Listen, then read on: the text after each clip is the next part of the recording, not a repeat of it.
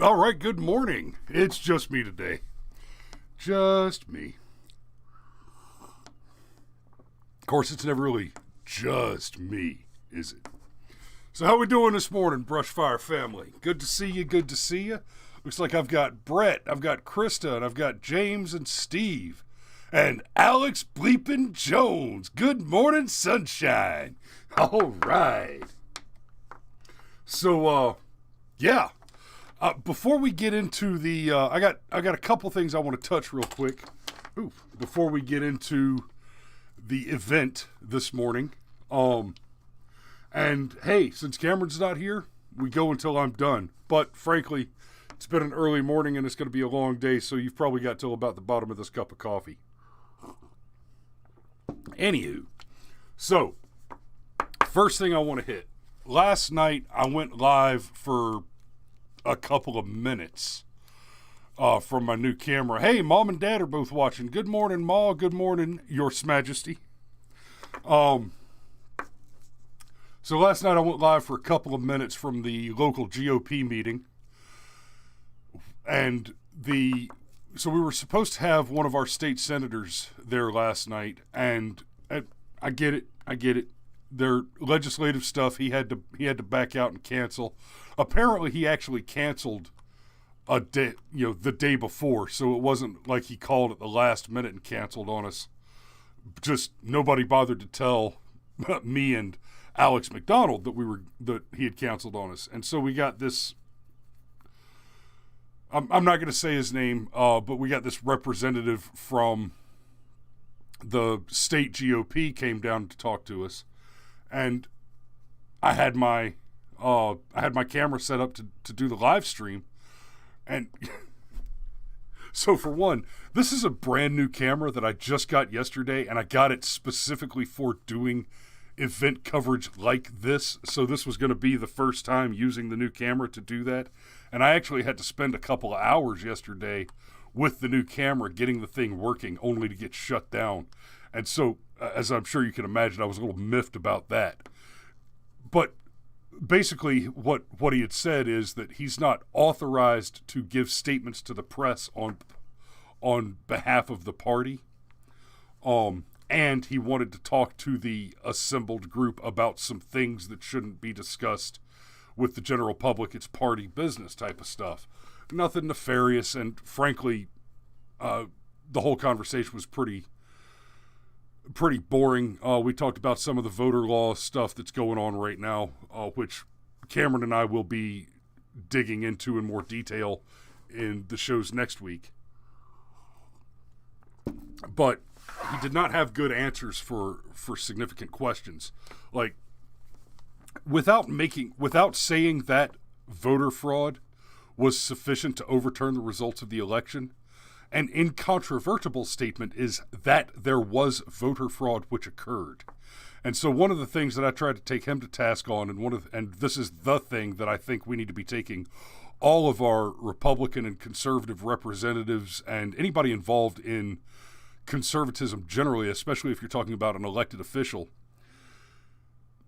there doesn't seem to be an appetite amid our elected officials to investigate and prosecute the crime of voter fraud, which sends a very, very clear signal to the opposition. There are no consequences for the conduct of criminal election tampering. No consequences at all. In fact, if you are a member of the party that is clearly engaged in that kind of crime, not only are there no consequences coming at you from the law enforcement, which is supposed to place those consequences upon you, you will have cover provided for you actively by the institutions of power, all of them. Now, this rep did make an interesting point last night. He said, you all need to read Rules for Radicals because that's us now. We control none of the institutional power. We are the radicals. So take that statement to heart and understand this. The idea that the election should be secure, that the vote is a right of citizens only, that babies should not be murdered in the womb, that a two-parent household with both parents, natural parents, raising children is the basic unit of society. These ideas are radical today. That one should say words which are true is radical today. Alex Bleeping Jones asked, which state is this? Oh yeah, Alex. Okay, so for one, that tells me you did not read my email response that I sent to you, 6 hours ago, but that's fine. It was in the middle of the damn night after your show, so I imagine you were in bed. Good morning, sunshine. So, we're in Georgia, which may be the only state that is as controversial in this whole election scandal as Pennsylvania. Steve says I need to monitor the comments. Well, hopefully Legion will come in and counter troll for me. I'm willing to leave the trolls in there as long as they don't start getting into the gray areas where the stream might get pulled down for something somebody other than me said. If the stream gets pulled down over something I said, cool, whatever. I'm recording the stream simultaneously while I'm live streaming, so if it gets pulled down, then it will be republished. The whole show will be republished on Rumble and BitChute and wherever else I can put it. So you can always find me. Now, the other thing, and oh no, I may have closed it. Okay, bear with me just a second. I think I may have closed the other thing, and if I did, we'll just brush over it and go on, because it's really just something that's kind of cute and funny. Let me just see if I could find it real quick.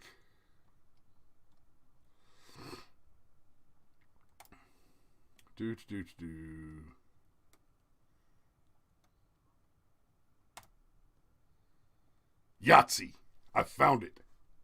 Excellent. Okay. So, I'm going to go to the article view. This guy on Facebook, I can shut off the emergency backup, Cameron. This guy says, airsoft lessons, $35 an hour. I have been slinging airsoft for 12 years on an SF level and am Airsoft International CQB instructor.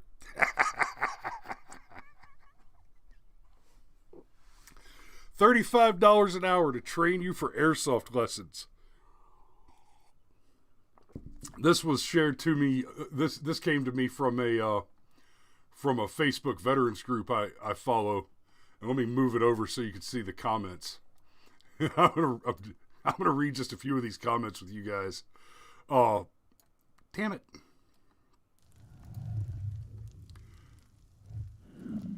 See, I normally wouldn't show off my own Facebook page, but whatever. Let's do a little bit of this. So, I pointed this out here.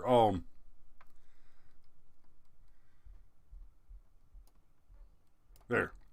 This is hilarious. In fairness, when I was on active duty, and this is true, when I was on active duty, I used airsoft rifles to train my soldiers, right? Because the way the Army trains for CQB stuff, you use a real rifle with blank rounds, usually.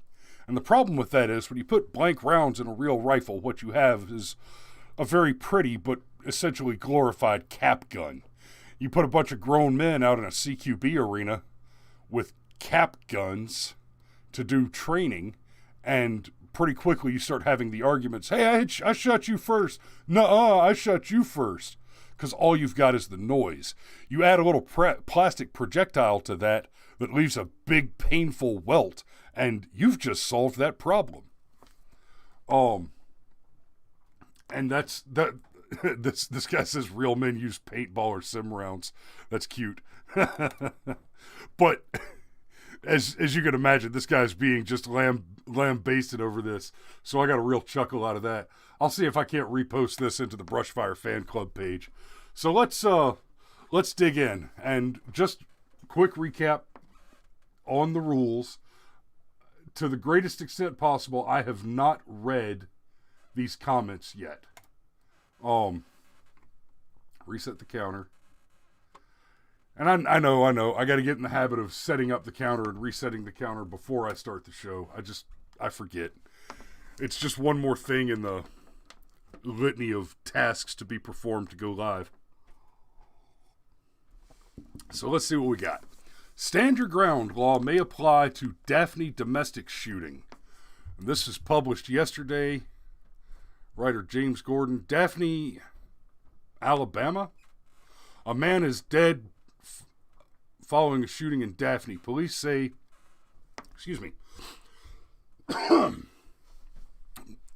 Police say the domestic incident happened at the Ashley Gates apartment in Van Avenue about 11 p.m.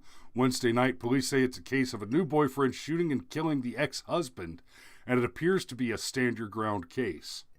Oh, really? In Alabama, you can stand your ground anywhere, even on a sidewalk. Police say Tony Jeffrey Vincent, a 32-year-old father from Grand Bay, died in the gun exchange. Police say he fired an AR-15 rifle and broke down his ex-wife's door before being shot to death. Okay, so he shot first. Okay,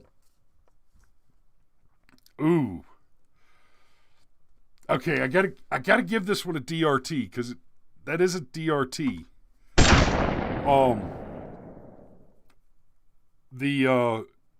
James Vinoy with the Daphne Police Department says, I don't have the total number of shots off the top of my head right now.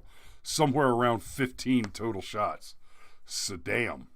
Police believe this was a home break-in. In Alabama, you can act in self-defense, especially if someone's trying to break into your home. As of right now, we don't have any probable cause to establish a charge, and I don't anticipate that happening. You have a right to defend yourself, and in Alabama, being a stand-your-ground state by statute, you do not have a duty to retreat if you are defending yourself. So I'll just gloss over this real quick, or I'll give this a quick coat of paint.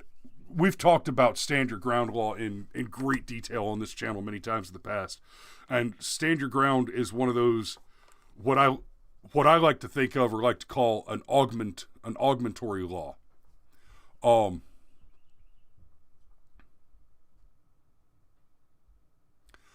Alex says there's no such thing as a stand your ground case. The media and Ellie get this wrong every time. Yes. Now, the headline is stand your ground law may apply to Daphne domestic shooting. But basically it's like this. You have a right to defend yourself. Period. That is a natural right. Laws like stand your ground law attempt to clarify the extent of that right. Right, so what's done with a stand your ground law in most cases is the law says if it is a clear-cut case of self-defense, then X, Y, and Z. And usually the X, Y, and Z there is, Alex says, stand your ground is merely one element of a self-defense claim. Not quite. Absent a specific stand your ground law, then standing your ground is an element of a self-defense claim. The stand your ground law generally clarifies that given the justifiable self-defense circumstances, the police are either not required in the lighter stand your ground laws, or in some of the stronger stand your ground states, and I'm not sure if I think Alabama is one of the stronger ones. The stand your ground law will explicitly forbid the police from arresting you in a self-defense case if the evidence of self-defense at the initial scene of the investigation is sufficient. That was part of the controversy with the Zimmerman case in Florida, is when the police arrived at the scene, it was so obviously a case of self-defense that Florida law did not allow the police to arrest George Zimmerman because he had not committed a crime. And that's so in that case, the Stand Your Ground law clarifies the extent of the right to self-defense and places explicit restrictions based on specific circumstances, those specific circumstances being sufficient evidence to prove self-defense at the time of the investigation, and it restricts the officers from being able to place him under arrest or even continue the investigation beyond its initial inquiry. Yes, Alex, there are yes. Now, and Alex mentions the okay. I'll read your quote verbatim and deal with it just a little bit here, Alex, and then I'll move on to the next story. Innocence, imminence, proportionality, avoidance, and reasonableness. Yes. All Stand Your Ground does is legally waive one of those elements. It waives the avoidance element. In order to defeat your self-defense claim, the prosecutor must defeat any one of the elements of a self-defense claim. Normally, yes, and you're correct. The Stand Your Ground rules, the Stand Your Ground laws, it waives the avoidance element. Now, in other states, you have a duty to retreat, which is asinine.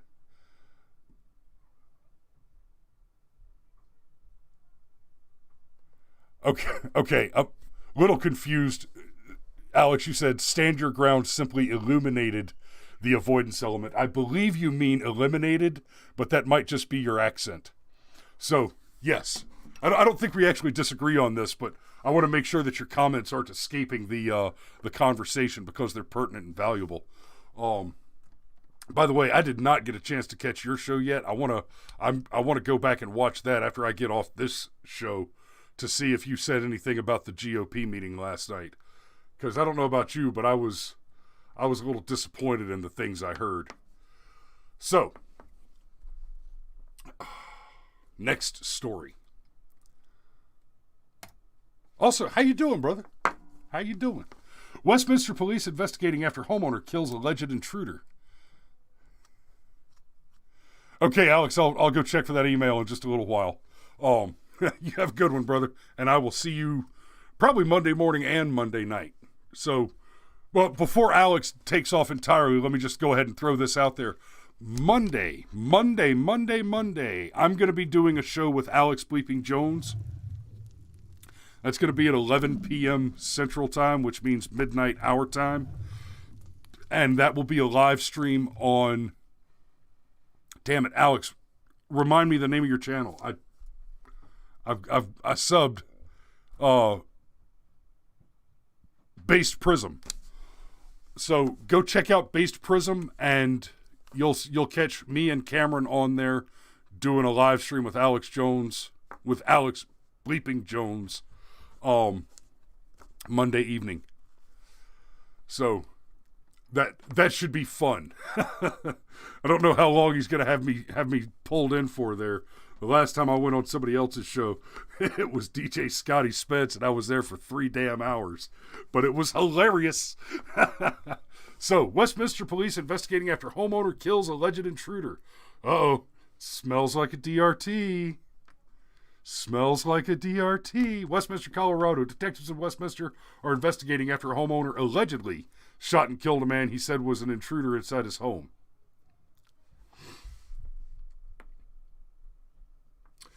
After a homeowner allegedly shot and killed a man he said was an intruder inside his home.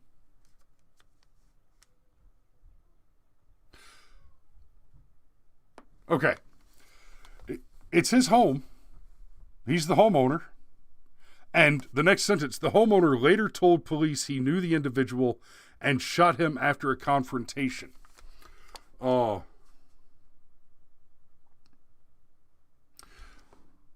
I don't know how we get allegedly here.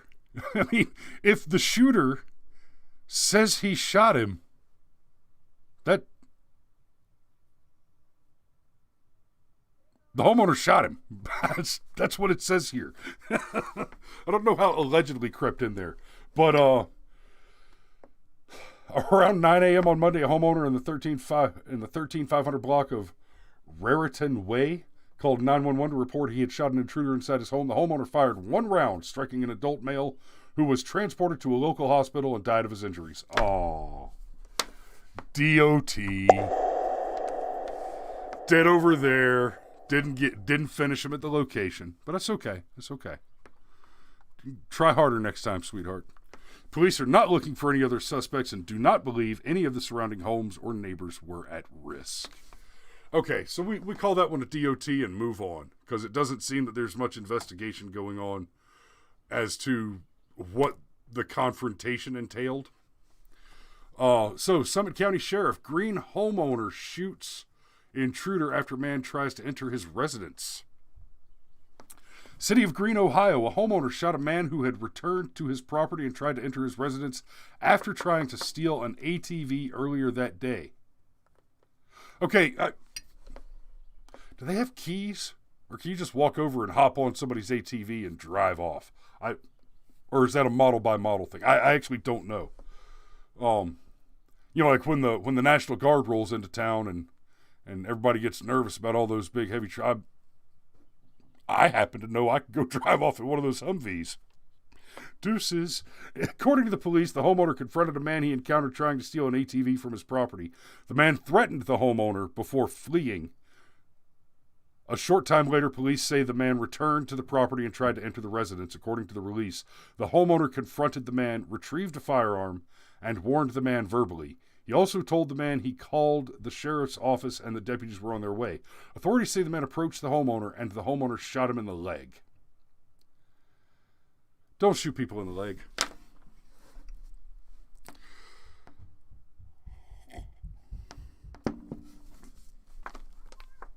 Maybe he missed. Shot him in the leg. Transported the suspect to Suma Akron City Hospital with non-life-threatening injuries. That would be a BRM. Back to the range, sweetheart. Center mass, every time. If you have come to a place where you need to fire your firearm, there are a few factors to consider here. An injured man is still a threat. A dead man is not. An injured man still gets to testify. A dead man does not. Those are the factors. The most important of the two is a man who is merely injured has not been adequately removed from the fight. He is still a threat. Now, it looks like in this story, the assailant wasn't armed, at least not with a firearm.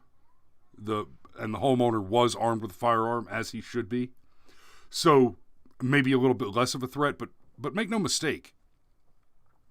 A man with a knife or a club or any heavy object or, I don't know, big frickin' hands continues to be a threat so long as he can draw breath and move.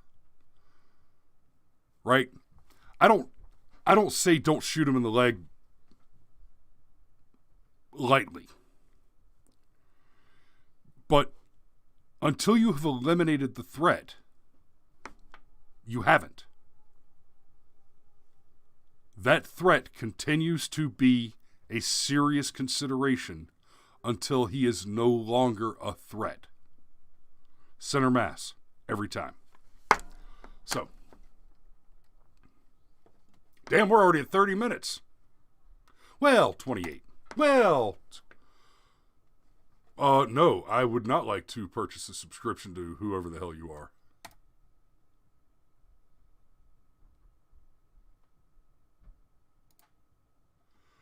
Oh, Alex says he'll be let go and head back for his revenge. That, yes, like I said, he continues to be a threat. Be a headshot advocate. I would love to be a headshot advocate, Alex. I take them. But that's asking a lot of the lay shooter. Oh, which reminds me, Alex. We need to talk later because I'm not going to out anybody on the show, but I was talking to somebody last night who has recently gotten CCW and a new pistol and wants to find some training. I don't have time to do it, and it's something that you still actively do. I haven't trained anybody in years. So hit me up later, and I'll give you what details I have so you can try to run that down if you're interested. So, homeowner scares off burglar using gun. Go back to the range. A resident in rural Lane County scared off a burglar with a gun on Tuesday, the Lane County Sheriff's Office said. Deputies arrived at the 84,000 block of Territorial Highway just before 3 a.m. Residents told deputies an unknown man had broken into their house and entered their bedroom when one of the residents armed himself with a handgun and chased the man out of the house. Broke into the house and entered the bedroom at 3 o'clock in the morning. That sounds like fertilizer for my tomato plants right there. You made it into the bedroom at 3 o'clock in the morning? I will scare you off with a weapon in my hand if it just happens that I'm still sleepy enough to have accidentally grabbed the leaf blower instead of the 357. Good luck. It's also possible on occasion that there is a blade that happens to be the thing that I would be more likely to grab when I'm sleepy. So, I mean, BRM, go back to the range. Learn what to do with a weapon. Zero tolerance for entering the home in the middle of the night, unannounced, uninvited. No. Prosecutors close case of Cincinnati killing. Will not charge store owner. Okay. I've been working my balls off on this wedding that I'm cutting. I should be done with it hopefully later today. And then I really, really, really want to do the achievement badges. I'm not sure exactly how I'm going to run those, but I really, really, really want to do achievement badges. Like an animated video game achievement badge, scot-free, something like that for this would be outstanding. So, let's see if it's a DRT. Uh-oh. Damn. I accidentally hung up on him. Oh well, moving on. Domestic abuse, we'll go ahead and call that one a DRT. Just come back a second time, it's way past warning shot time, and warning shots are a really dumb concept. Yes, warning shots are a really dumb concept. In fact, I can think of one great example that tells us warning shots are a really dumb concept. The story of one young man, Kyle Rittenhouse. Are y'all tracking that before Kyle fired the first round, there were leftist protesters pushing a burning dumpster, a literal dumpster fire, up to the tanks at a gas station with the hopes of igniting them and causing an explosion. And I have seen large fuel bombs used in active conflict, and I can promise you this. Those protesters have no concept of what they were about to do because they were not going to survive it. None of them. For blocks. Just chew on that for just a second.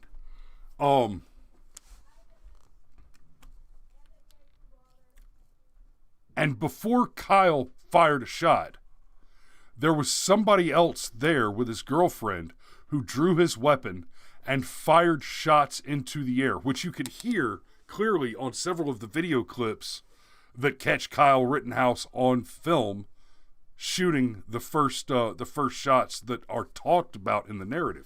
But there was a guy nearby, like right there, who took out his pistol and fired shots into the air, thinking that somehow that was going to defuse the situation because he's seen one too many old westerns, I guess. those shots come back down.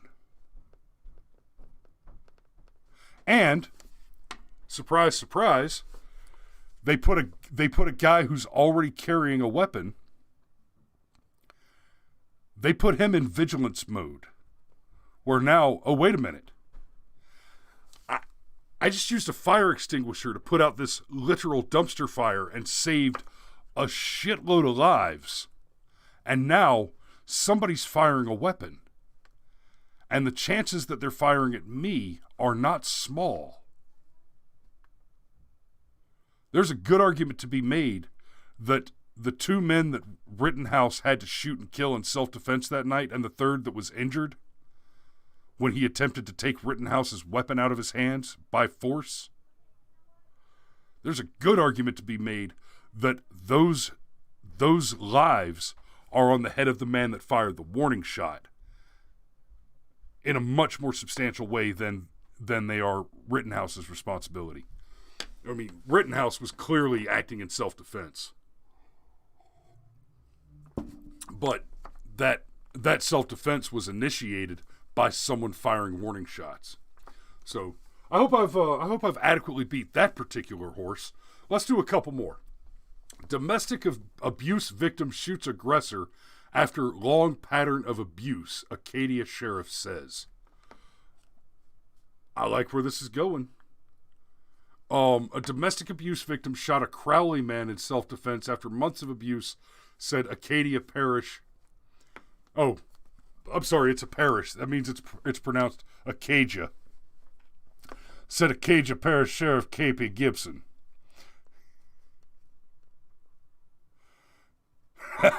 You want to fire a warning shot at me? That's my cue to go to work.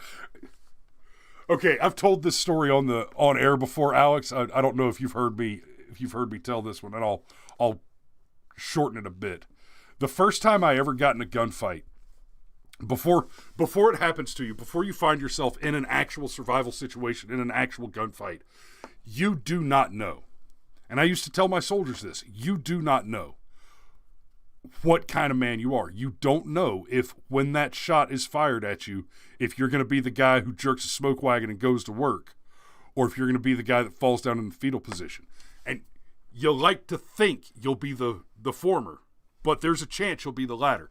I knew that, right? I knew that I expected myself to do the right thing, turn around, return fire, engage the enemy, close with and destroy the enemies of the United States of America. That's the promise that I made, right? But you don't know until it happens. And I was very pleasantly surprised and proud of myself when the first time I was engaged, I didn't hesitate. I literally had the thought go through my head, I guess it's time to go to work. And I dove down on a berm, took up a supported firing position, and began executing enemy targets. I was the first American on the ground on November 1st, 2010, the Battle of San Jorge, to return fire on hostile targets. And it was a long damn night. If you've never run out of bullets in the middle of a gunfight, it's a long damn night. It's a long. We had this civilian law enforcement officer consultant that was there working with us at the time, and it was such a long and drawn out fight that I was not the only one to go black on ammo. The guy's name was Dave. He came running out of the command outpost where we were stationed without body armor on. He just came running out in his damn PJs because it was nighttime. So he sprang out of bed. We had soldiers on the firing line going black on ammo, and Dave comes running out, no body armor, shorts and flip-flops, carrying other people's murder bibs that had magazines on the vests, running out to the fire line, throwing those murder bibs at us so we had the ammunition from them, running back, bullets whizzing by him as he's running, going back to the cop to get more, coming back out with these flicks and dropping off. I mean, Alex, last night, remember I asked that rep when our reps are going to sprout some brass nuts and do something right? Dave, that's what a set of brass nuts looks like. That's what testicular fortitude looks like. That's what going to work looks like. So a domestic abuse, yes. Yes, Dave. Dave saves the day. Dave also had a very pretty dog. Dave. A domestic abuse victim shot a Crowley man in self-defense after months of abuse, said Acadia Parish Sheriff K.P. Gibson. Deputies were called on February 19th to a shooting involving a domestic matter at a home in the 2400 block. Oh, this one's a little old. Of South Avenue F, which is south of Crowley. Brandon Herbert had been shot and was taken to a local hospital. Investigators, okay. I hate to belittle your experience, sweetheart, but I am going to have to belittle your marksmanship. Although I am amused to see that he apparently had to have his jaw wired shut. But he is being held without bond. I'm going to do one more in the hopes that we can end this on a DRT, and then I'm going to give you your safety brief and wish you a wonderful weekend, and I'm going to go chop up a bunch of people in my basement that I shot a couple weeks ago, because that video's not going to edit itself. So, PD, looks like we're talking Phoenix. Gas station clerk shoots, kills man in Phoenix. A man is dead after being shot by a gas station clerk in Phoenix. Police say the shooting happened just after 11 p.m. on March 1st at the Chevron station near 44th Street and McDowell Road. Investigators say a man threatened to harm customers, and when the clerk tried to intervene, the man armed himself with a baton and attacked the clerk, who then shot him. Yep. The man was taken to a hospital in critical condition where he was pronounced dead. Dead over there. DOT. Pop the champagne cork. Okay. When your kids getting in a fist fight to solve a problem, not a bad idea. As adults, I actually support the idea of some fisticuffs from time to time. I've been in some knockdown dragouts, and several of my buddies and I, we've beat the shit out of each other over some reasonable arguments. Mario has a particularly piquant story in that regard, but he's not with us this morning. Shit, I wish Patrick were here to type up the story of the first time he and I met, but when you start talking about just engaging in some fisticuffs or breaking out a baton, here's the thing about people you don't know. You don't know shit about them. Guys, I've worked with terrifyingly competent professional warfighters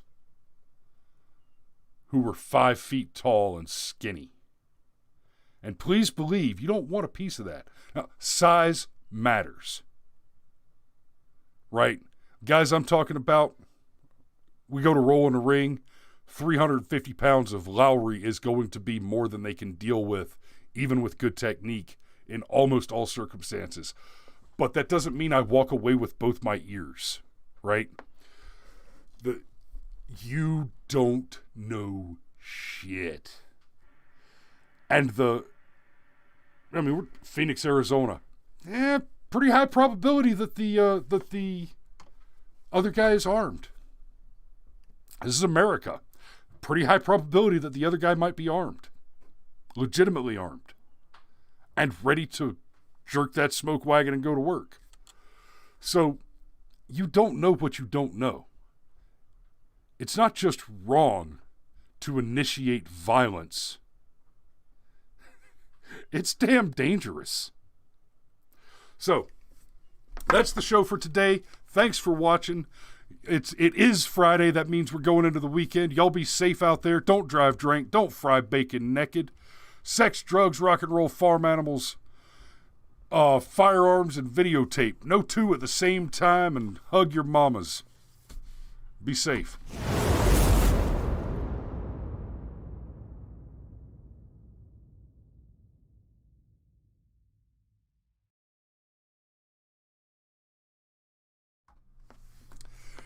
hell yes, get some med training.